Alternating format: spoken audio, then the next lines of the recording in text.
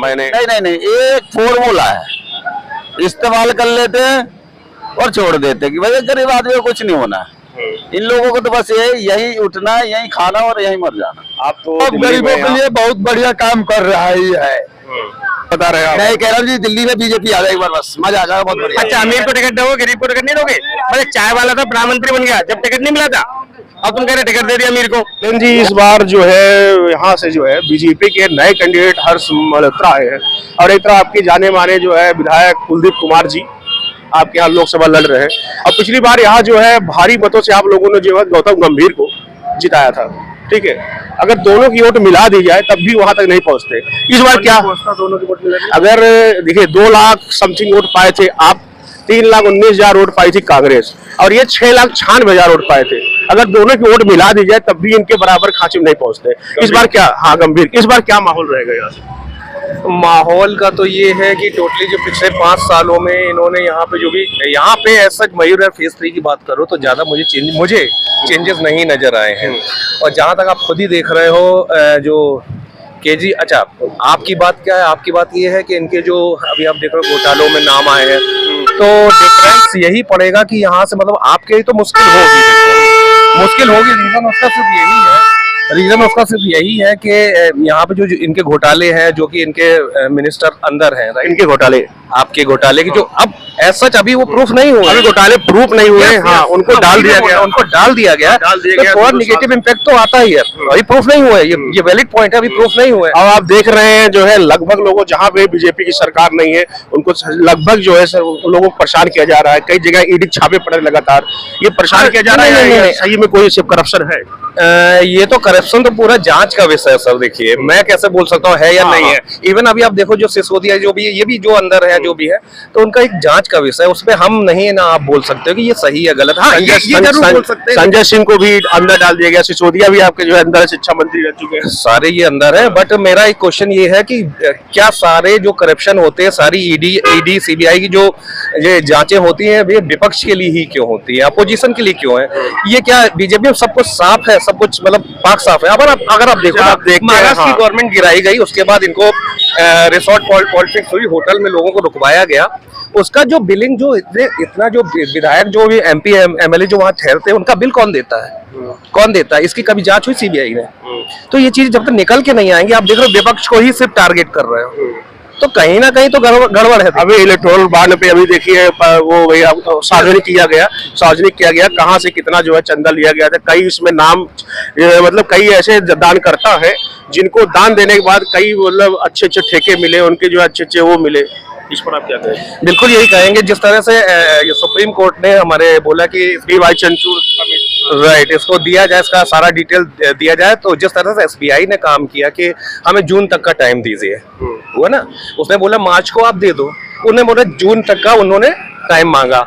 अब मेरे समझ से तो ये बाहर है, with in a single click हम और आप अपना बैंक स्टेटमेंट निकाल लेते हैं, बटन क्लिक करो डाउनलोड। सेम चीज वहां पे भी है। ये मेरे ख्याल से 22,000 समथिंग कुछ इनका जो अकाउंट था, ठीक है ना। बैंक चाहे तो मैं 1 सेकंड में दे दूं। 22,000 समथिंग अकाउंट था और 6500 करोड़ रुपया जो है लगभग इनके यहाँ। तो यहाँ पे थोड़ा सा जब आप विद इन 2 सेकंड आप अपने बैंक अकाउंट डिटेल स्टेटमेंट आप ले लेते हो, तो ये भी सेम वही है।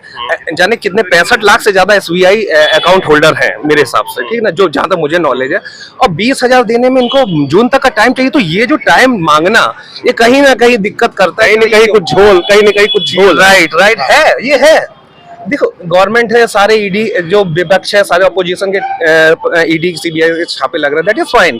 पर मेरा क्वेश्चन ये, इतनी गवर्नमेंट गिरा के बीजेपी ने जो बनाई है, जो इन्होंने अभी महाराष्ट्र में गिराई, फिर एमपी एमएलए को ये रखते हैं बड़े बड़े होटलों में 15-20 दिन, उनका बिल कौन पे कर रहा है? उसकी जांच क्यों नहीं हो रही? ये कहाँ से आ रहे हैं?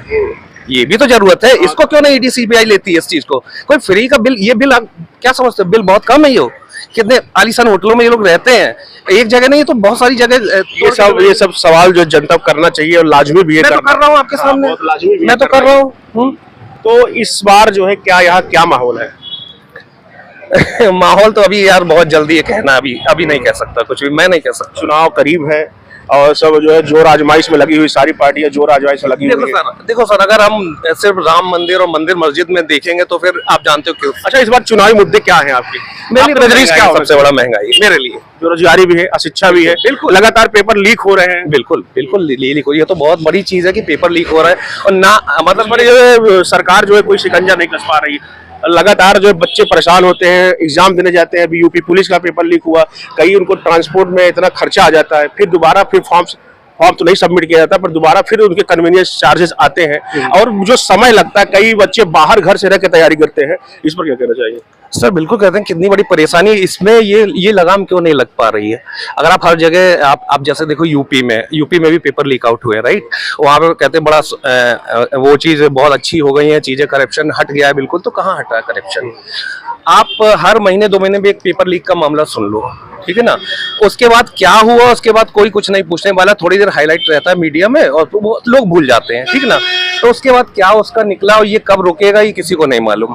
तो ये करप्शन तो end of the day problem यहाँ पे आती है, जो हम जैसे लोग जाते हैं, सफर करते हैं ट्रेनों में, दूर दूर से आते हैं, सेंटर तक आते हैं, पैसा खर्च करते हैं। क्या करते हैं? क्या करते हैं? मैं IT में हूँ। अच्छा, IT सेक्टर में आप जो है, हाँ, तो क्या मतलब जैसे आप IT सेक्टर में हैं, आपको टैक्स काफी अच्छा टैक्स पे करते हैं, टैक्स पे भी आप है, तो क्या लगता है आपको सुविधाएं उस प्रकार से आप लोग को मिल पा रही है? नहीं मिल पा रही, कहाँ मिल पा रहे हैं आप बताओ मेरे को। अब आज की डेट में अगर हम ये सैलरी पर्सन, राइट, एक बार टैक्स हमारा डिडक्ट हुआ, हमारी ये आ गई सैलरी आ गई, राइट, उसके बाद हम कपड़ा खरीदने जाए उसमें टैक्स दें, खाना खाने जाए उसमें टैक्स दें।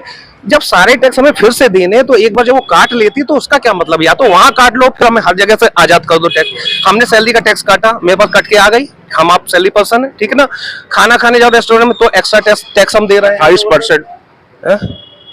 ऐसे कैसे हो जाएगा टैक्स? चलिए बताइए आप, वो बाद में पूछ बात तो ये बताइए, बताऊंगा जब आप पूछो, ये जो है आपको समझाऊंगा। ये कह रहे हैं कि सैलरी के मैं भी टैक्स दूं या जूता लेने जाऊं तो वहां भी टैक्स दूं। अरे भैया, क्या नाम है आपका? मेरा नाम है कार्तिक है, क्या है ना? हाँ, क्या काम करते हैं आप? मैं तो ज्योतिषी हूँ प्रोफेशन से। अब ये सारी इलॉजिकल बात कर रहे हैं कि टैक्स बढ़ गया। 2014 से पहले जो एक लेबर का रेट था ना वो 250 रुपए था, आज 550-600 रुपए में लेबर तैयार नहीं होती आने के लिए। अब क्या बात कर रहे हैं, GDP वाले 10वें नंबर पे थी, आज 5वें नंबर पे मोदी जी ने बचा दी। और ये भाई साहब ये एक्सक्यूज दे रहे हैं। देखिए रोजगार की बात कर रहे हैं आप, बेरोजगारी दर कितनी है इस समय? कितनी है बताइए आप? बिल्कुल भी नहीं है। 32 किलोमीटर पर डे सड़क बनती है, एक रिकॉर्ड है पूरे दुनिया के अंदर। क्या वो इंजीनियर काम नहीं कर रहा? क्या वो मजदूर काम नहीं कर रहा? क्या वहां पर लेबर काम नहीं कर रही? क्या वो ठेकेदार काम नहीं कर रहा? सब तो काम कर रहे हैं। आप मुझे एक बात बताइए, 2014 से पहले कितने एम्स थे हमारे पूरे भारत में? एक एम्स। ये 70 साल लगे इनको। 2014 से पहले सिर्फ एक एम्स थे, 6 थे, हाँ, 6 थे, हाँ, वही 6 एम्स थे। 2014 से पहले 6 एम्स थे और जो बाकी 5 एम्स की नींव रखी गई थी वो बीजेपी के राज में रखी गई थी। ये बात समझ लीजिएगा। और चलो एक बार फिर मान लेते हैं 2014 से पहले तुमने एक एम्स से ज्यादा क्यों नहीं बनाया भैया, वो भी छोड़ दीजिए। मैं भाई साहब से पूछना चाहूंगा, 70 साल लगे तुम्हें बिजली देने में? 70 साल। 5 साल के अंदर मोदी ने पूरे भारत में बिजली बढ़ा दी, तुम 70 साल में क्यों नहीं दे पाए? और शौचालय नहीं दे पाए तुम? सर बहुत बेसिक से बेसिक चीजें जो मोदी ने खत्म करी है 10 साल के अंदर। पता कौन से काम करें? वो काम करें जो कांग्रेस ने छोड़ दिए थे पूरे। आप समझे मेरी बात को?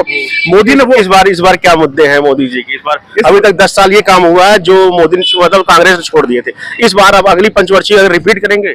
देखिए बिल्कुल रिपीट करेंगे और ये रिपीट होता रहेगा, क्योंकि जो कर्मठ होगा, जो काम करेगा, उसी को तो देंगे। आप मुझे बताइए ना, अगले पंचवर्षीय योजना में हमारा जो मुद्दा ये रहेगा कि किसी भी तरीके से जो बाहर के विदेशी लोग आके यहाँ पर रह रहे हैं, चाहे किसी भी धर्म से हो, वो ना आए, ठीक है ना। लीगल तरीके से आ सकते हैं, कोई दिक्कत वाली बात नहीं है। उसके अलावा जो मोदी जी कर रहे हैं, सीए की बात कर रही है, सीए की बात कर रहे हैं। सीए तो लागू हो चुका है, लागू हो गया, बिल्कुल सही लागू हुआ है।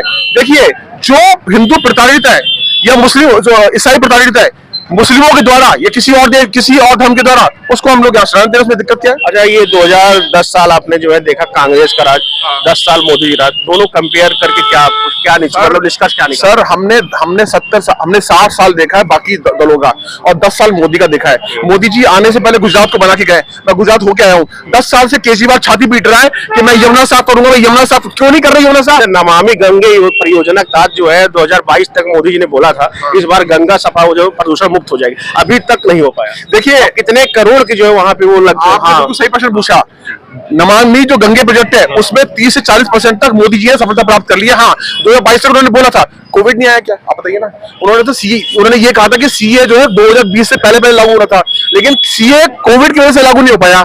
अभी नमामि जो गंगे प्रोजेक्ट है, मैं मानता हूं उसमें डिले है, कितने सारे काम राजनीतिक जो है चाणक्य जो है ब्लेम लगाते हैं सीए को, जो है जब चुनाव आया तभी लागू किया। ठीक है, आप एक बात बताइए, वो जो चाणक्य ये बातें कर रहे हैं 2019 से बन के तैयार, सारा मसौदा बन तैयार था, बट उन्होंने लागू किया जब चुनाव करीब आया। पत्रकार महोदय ने एक बात बताई है।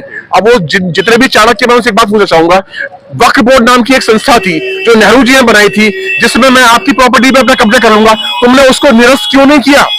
तुमको किसने अधिकार दिया उसके बारे में? तो ऐसी बहुत सारी बातें हैं जो खामियां कांग्रेस के में थी। मैं बीजेपी का 100% फेवर नहीं करूंगा। अभी उन्होंने नीतीश को ले लिया, क्या जरूरत थी नीतीश को लेने की? मैं बिल्कुल फेवर में नहीं हूँ इस मामले में, मैं बीजेपी का हाँ, इसमें तोड़ मरोड़ राजनीति चले, जो भी आ रहा है उसको स्वागत। तोड़ मोड़ ये बिल्कुल गलत बात है, चाहे वो बीजेपी हो, कांग्रेस हो, कोई भी हो, ये बिल्कुल गलत है। अगर एक आदमी महिलाओं के बारे में गलत बातें कह रहा है, बीजेपी उसको दे दिया है, तो मैं इसका बिल्कुल समर्थन नहीं करता, लेकिन जो अच्छे काम किए मैं उसका समर्थन बिल्कुल करूंगा। आप समझ रहे हैं? अच्छा जी, मोदी जी की जो है 10 सालों में 5 अच्छे काम बताइए। देखिए मैं बता रहा हूँ, 2014 से पहले हमारे पास 90 जन औषधि केंद्र थे, आज 9000 से ऊपर हो चुके हैं। 2014 से पहले 623 यूनिवर्सिटीज थी, आज 1200 से ऊपर हो चुकी है। 2 काम हो गए जी। उसके अलावा जनधन योजना के तहत उन्होंने सबके अकाउंट खोले गरीबों के। वो क्यों खोले गए? वो इसलिए खोले गए कि अगर वो कहते थे राजीव गांधी 1 रुपए भेजते हैं जी 25 पैसे पहुंचते हैं, आज 1 रुपए भेजा जाता तो 1 रुपए ही जाता है। उसके अलावा और काम पूछे ना आप, पूरी 3 काम हो गए ना। एम्स की बात मैं पहले कर चुका हूँ, 6 एम्स से आज 19 एम्स से ऊपर उनकी नींव रखी जा चुकी, काम हो रहा है। उसके अलावा आप देखिए पूरी दुनिया के अंदर जो नया बिजनेस इको स्टार्ट सिस्टम है उसमें हम नंबर 1 पे भाई साहब, ब्रॉडबैंड में हम नंबर 2 पे हैं। और उसके बाद आपको बात करूं कि जो रोजगार दिया जा रहा है, रोजगार की जो योजना मोदी जी ने खोली है, उसमें कभी युवा लाभ ले चुके हैं। ये तो 5 है, अभी लिस्ट पे आएंगे बहुत बड़ी चीज निकलेंगे। तो आप यही के रहने वाले हैं?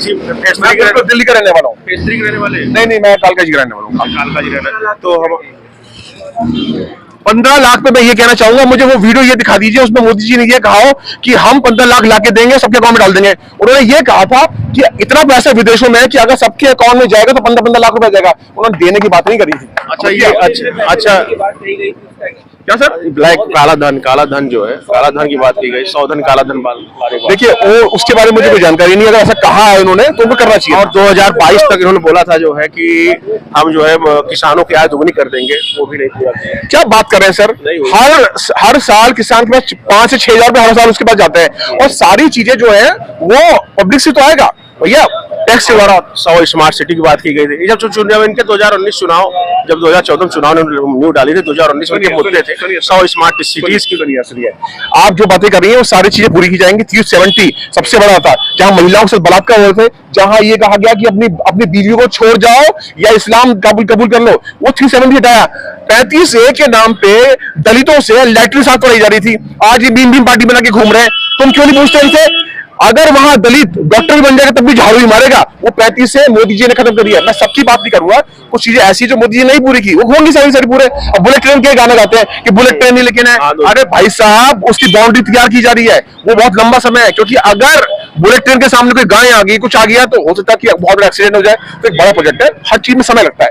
10 साल में वो काम कर दिए गए हैं जो कांग्रेस ने नहीं किया। इस बार बताइए, आप दिल्ली के रहने वाले हैं, जैसे मोदी जी ने कहा कि 7 में 7 सीट पे हम जो क्लीन स्वीप करेंगे, इस पर क्या कहेंगे? ये दो इससे एक अंदेशा है जी। यूपी में, दिल्ली में इसका खाता कभी खुला ही नहीं, बीजेपी का कभी नहीं खुला, कभी खुला खाता उसका। पिछली बार 7 सीट ठीक आगे होंगी, ठीक है, लेकिन मुझे लगता है केजरीवाल मुफ्ती रेवड़ी बांटने में आ गए हैं, तो हमें तो लगता है यही मुफ्ती रेवड़ी यही बांट रहे धीरे-धीरे। सूर्य घर योजना, उसके बाद महिलाओं की बात की जो है, ये रेवड़ी, ये भी शुरुआत। वो रेवड़ियां नहीं है सर, वो अधिकार है। रेवड़ी का मतलब ये है कि तुमने बिजली मुफ्त कर दी, कितनी 100 यूनिट बिजली। हाँ, बिजली मुफ्त यहाँ पे 200 यूनिट है। और देखा जाए तो 200 यूनिट बिजली जो है उसी घर पे जो है मतलब कंज्यूम होता होगा, जो बिलो पॉवर्टी के नीचे होगा, गरीब होगा। उसके बाद जिसके पास मूलभूत जो है विलासिता चीजें होंगी, फ्रिज, AC, कूलर, ठीक है, ऑटोमेटिक 200 प्लस चला जाएगा, उसको आ जाएगा, दायरे में आ जाएगा। ठीक है, ये तो सिर्फ एक गरीबों की जो है सहयोग किया जा रहा है, मेरा मानना है। मैं आपको एक चीज समझ लीजिए कि मैं ही बात कर रहा हूँ, अगर कंपेयर करेंगे मोदी जी और केजरीवाल का, मोदी जी ने अगर 5 वादे करे होंगे तो 4 पूरे कर दिए हैं, केजरीवाल ने एक भी वादा पूरा नहीं किया। उसने कहा था 10 लाख में वीडियो कैमरास, ये CCTV कैमरा लगाऊं, कितने लगाए? 30% कैमरास लगाए। कमांडो की सैलरी दी थी, जो इन्होंने वो खोले थे, कौन से हॉस्पिटल होते हैं वो, मोहल्ला क्लिनिक, उनमें से सिर्फ 30 से 40% चल रहे, बाकी ठप पड़े हुए हैं, और वहां भी दवाइयां नकली आ रही है। मेरे खुद के लोग वहां काम करते हैं जी, मैं बता रहा हूँ आपको, वो रिपोर्ट दे रहे हैं, मेरी अपनी कोई रिपोर्ट नहीं, वहां से सारे आंकड़े हैं। तो जो केजरीवाल, अगर केजरीवाल साहब ढंग से काम करते हैं ना, हम सर आंखों पे रखते हैं। 7 वोट मैंने केजरीवाल को दिए थे अपने घर से, वो गद्दी छोड़ के भागे। अरे भैया, घर नहीं लूंगा, बंगले नहीं लूंगा, गाड़ी नहीं लूंगा, सब लेके बैठ गया। वो कहता बच्चों की कसम खाता हूँ, जो अब तो शर्म वाली बात है भाई साहब, औरतों की तरह कह रहे हैं, अरे अपने पतियों से कह दो कि मोदी को वोट मत देना, अगर दोगे तो घर पे खाना नहीं बनाऊंगी। ये कोई बात है? अपने कर्म के आधार पर करो काम। हाँ, ये तो है ही। तो जैसे कि हम बात कर रहे थे, मिल गए, क्या नाम था आपका? कार्तिकेय जी से बात हो रही थी, और इसी सिलसिले में हम जो इसमें मौजूद हैं कोंडली में। आप कोंडली में जो है, कोंडली के फेज 3 में, नोएडा के दिल्ली के फेज 3 में, और यहाँ की इस बार जो है प्रत्याशी बनाए गए लोकसभा के हर्ष मल्होत्रा बनाम जो है कुलदीप कुमार। इसी मुद्दों में हम आगे बढ़ते